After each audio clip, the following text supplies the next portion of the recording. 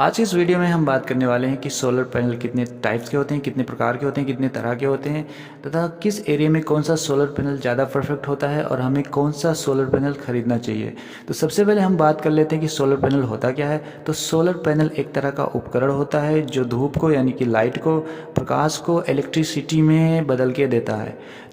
Indian market में आपको दो तरह का सोलर पैनल देखने को मिलेगा। जो पहला है वो है पॉलीक्रिस्टलाइन और जो दूसरा है वो है मोनोक्रिस्टलाइन।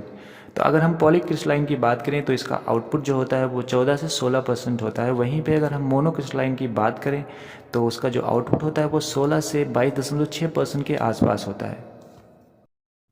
पॉलीक्रिस्टलाइन उस एरिया के लिए सबसे परफेक्ट माना जाता है जहाँ पे अच्छी खासी धूप होती है, बदली का मौसम बहुत ही कम होता है। वहीं पे अगर हम मोनोक्रिस्टलाइन की बात करें तो मोनोक्रिस्टलाइन उस एरिया के लिए सबसे बढ़िया माना जाता है जहाँ पे कम समय के लिए धूप निकलती है तथा क्लाउडी मौसम ज़्यादा होता है यानी कि बदली का मौसम ज़्यादा होता है। तो वहाँ पे जो होगा वो मोनोक्रिस्टलाइन सबसे बढ़िया परफॉर्म करेगा।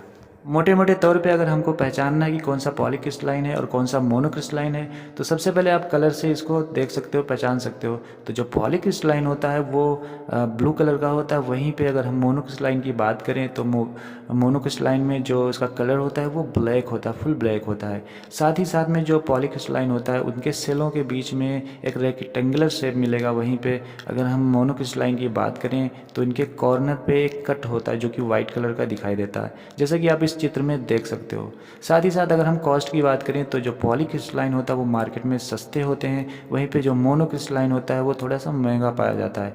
जैसे कि अगर हम 100 वाट के सोलर पैनल की बात करें तो पॉलीक्रिस्टलाइन जो होगा वो 500 से 700 रुपये का उसका कॉस्ट कम आएगा मोनोक्रिस्टलाइन की अपेक्षा।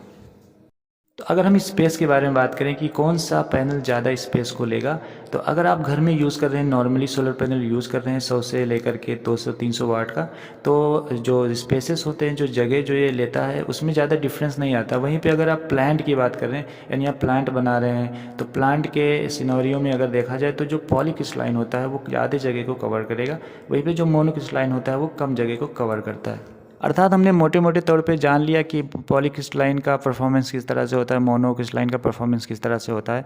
तो जो मोनोक्रिस्टलाइन होता है उसका जो परफॉर्मेंस होता है वो 6% ज़्यादा होता है पॉलीक्रिस्टलाइन के हिसाब से। साथ ही साथ हम ये भी बात कर लेते हैं कि आखिर ऐसी कौन सी चीज़ होती है जो मोनोक्रिस्टलाइन का परफॉर्मेंस बढ़ा देती है।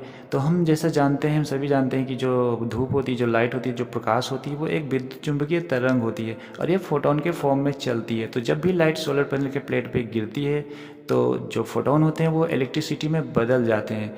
तो अगर हम पॉलीक्रिस्टलाइन की बात करें तो उसमें एक सिंगल सा लेयर लगा होता है ऊपर के साइड में जो कि फोटोनों को इलेक्ट्रिसिटी में बदल देता है। पर हम मोनोक्रिस्टलाइन की अगर हम बात करें तो उस पर एक एडिशनल लेयर लगा होता है नीचे की तरफ, यानी कि पूरा फोटोन किसी भी सोलर पैनल के द्वारा एब्जॉर्ब नहीं किया जा सकता।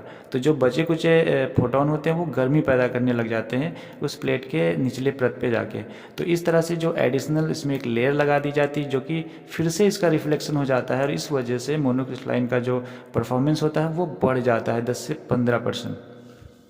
तो फ्रेंड्स, आप लोग समझ गए होंगे कि किस एरिया के हिसाब से कौन सा सोलर पैनल को यूज़ करें।